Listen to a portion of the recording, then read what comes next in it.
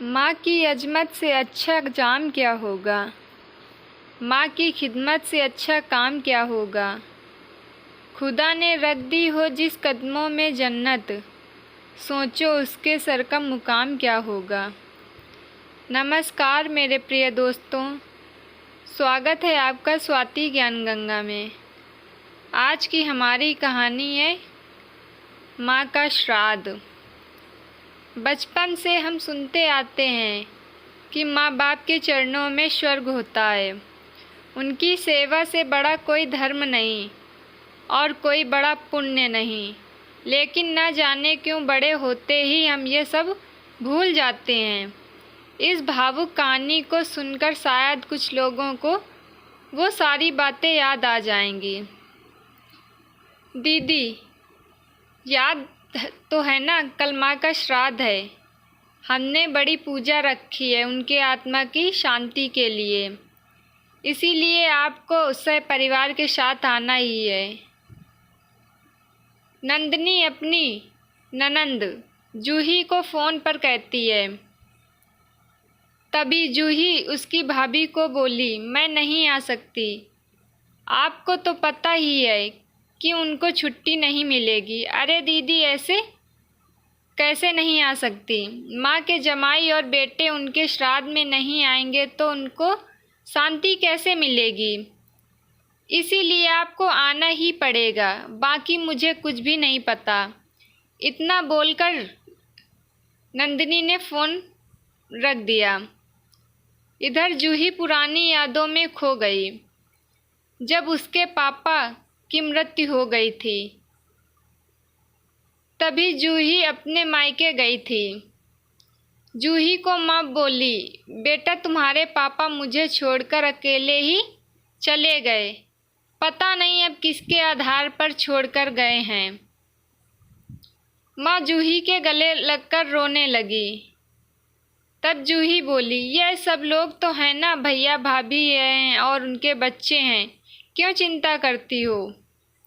जूही कई दिनों तक अपनी माँ के पास रहकर आई थी, लेकिन हमेशा ज़्यादातर फ़ोन पर बोलना होता था। कभी कॉल पर तो कभी वीडियो कॉल पर बोलना होता था। बेटा, क्या बनाया है तूने। एक दिन माँ ने वीडियो कॉल पर पूछा। माँ, आलू की सब्जी और रोटी बनाई है, जूही ने जवाब दिया। माँ बोली, अरे वाह।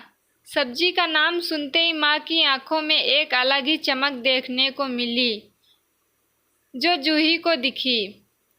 तभी जूही माँ को बोली, माँ तुम्हें खाने का मन हो रहा होगा तो भाभी को बोलो ना, बनाकर दे दें। जूही हंसते हुए माँ से बोली। तभी माँ बोली, नहीं नहीं, अब इस उम्र में आलू कहाँ पचते हैं। मैं तो ऐसे ही बोल रही थी। जब तुम्हारे पापा हुआ करते थे तब बहुत बार बनाती थी। भाभी का नाम लेते ही जैसे माँ की आंखों की चमक गायब सी हो गई। माँ ने कॉल रख दिया। माँ को क्या हो गया, ऐसे क्यों बोल रही थी। वह सब ठीक तो होगा ना। जूही अपने आप से बातें कर रही थी। ऐसे बहुत बार खाने की बातों पर बातचीत होने पर माँ की आंखों का भाव बदल जाता था, लेकिन ऐसा क्यों था वो समझ नहीं पाई। लेकिन इसके पीछे का राज उसके समझ में आया जब वह छुट्टियों में 2 दिन के लिए मायके गई थी।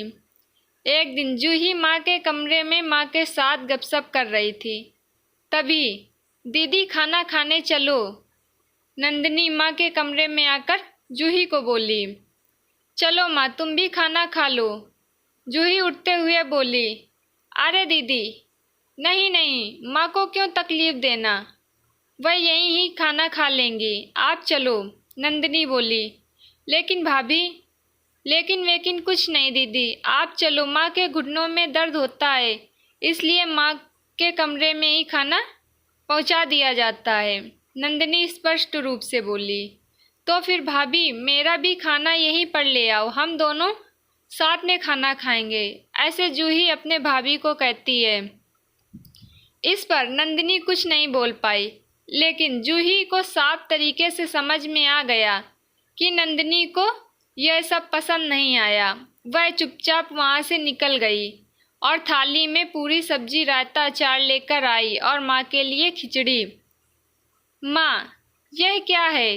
तुम यह सब नहीं खाने वाली हो क्या? जूही माँ को बोली। उतने में ही नंदिनी बोली, अरे दीदी, माँ को यह सब हजम होता ही नहीं, इसलिए मैं उनको खिचड़ी और दाल ही देती हूँ। इतना बोलकर नंदिनी वहाँ से निकल गई। माँ ने अपनी प्लेट उठाई, पर माँ का ध्यान जूही की प्लेट पर ही था। यह देख जूही सन्न पड़ गई। उसने माँ के मुंह में एक पूरी निवाला डाला, लेकिन माँ ने मना कर दिया। तब जूही ने अपनी माँ की आंखों में वही भाव देखा जो वीडियो कॉल पर देखा था। पता नहीं भाभी का डर था या लड़की के निवाले का मुंह था। तब भी जूही ने पूरा खाना माँ को खिलाया और खुद खिचड़ी खाने लगी। 2 दिन जूही वहीं पर थी और जूही माँ को उसकी प्लेट का खाना खिलाती और खुद खिचड़ी खाती थी। ऐसे 2 दिनों तक चलता रहा। माँ के बहुत मना करने के बाद भी जूही मात्र जिद में माँ को खाना खिलाती थी।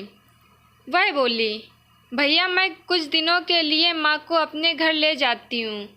घर जाने से पहले जूही ने अपने भाई विनय को पूछा। वह बोला, क्या तुम्हारा दिमाग खराब हो गया है? लोग क्या कहेंगे? बेटा माँ को तकलीफ़ देता होगा, इसलिए माँ अपनी बेटी के घर रहती हैं। विनय गुस्से में बोला, अरे बाबा, सही तो बोल रहा है वह। माँ बेटी के घर जाती है क्या भला? तू आराम से जा अपने घर, मेरी चिंता मत कर, मैं यहाँ खुश हूँ। बेटे की बातें सुनकर माँ बोली। जूही ने बहुत जिद की, लेकिन माँ बेबस थी। जूही उदास मन से अपने घर वापस आई। कुछ दिनों बाद खबर आई कि माँ अब नहीं रहीं। इस खबर ने सब कुछ खत्म कर दिया था। जूही को पता था कि माँ कितनी तकलीफ से गुजर रही थी, लेकिन माँ को दूसरा लड़का नहीं था, बल्कि एक लड़की थी, इसलिए वह कुछ नहीं कर सकती थी।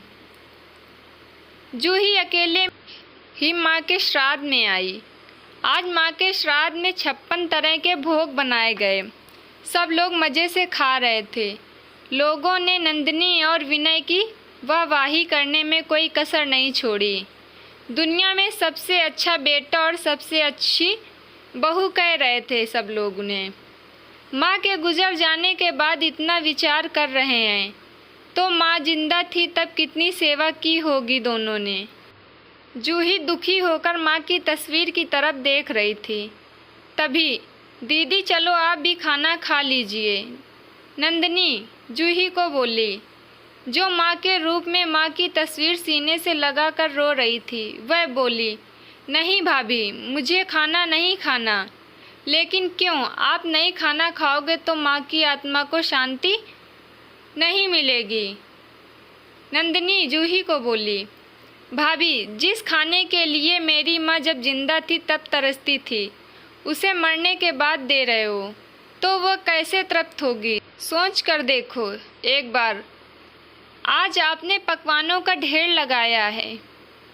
माँ जिंदा थी तब आपने उनकी मनपसंद खाने के 2 निवाले खिलाए होते तो माँ वैसे भी तृप्त हो चुकी होती। वही माँ का असल में श्राद्ध कहलाता। यह जो भी हो रहा है वह सिर्फ एक दिखावा है।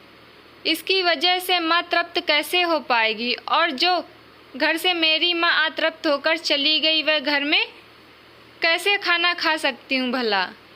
जूही चिढ़कर बोली। तभी वहाँ पर विनय भी आ गया। भगवान की लाठी में आवाज़ नहीं होती भैया, वो जब भी किसी पर पड़ती है ना, तब जख्म बहुत गहराई तक और न भरने वाले होते हैं। आप भी तो 2 बच्चों के माता पिता हो, लेकिन भगवान से दुआ करूँगी कि आप जब तक जिंदा हो तब तक आपको अतृप्त ना रखें। माँ ने तो अपना वनवास भोगकर कहीं नया जन्म ले लिया होगा, लेकिन आपकी ज़िंदगी बहुत बड़ी है। जूही यह सब बोलकर माँ की तस्वीर लेकर चुपचाप चली गई। पीछे नंदिनी और विनय की गर्दन शर्म से झुक गई। दोस्तों, माँ बाप जिंदा हैं तब तक उनकी सेवा करना उनकी हर इच्छा पूरी करना वही उनका असली श्राद्ध होता है। उनकी मृत्यु के बाद कितने भी 56 भोग बनाए जाएं, सब व्यर्थ कहलाता है। दोस्तों, अगर आपको आज की हमारी कहानी पसंद आई हो तो प्लीज़ चैनल को सब्सक्राइब करें और वीडियो को लाइक करें। मिलते हैं अगली एक अच्छी सी और नई कहानी के साथ। बाय बाय दोस्तों।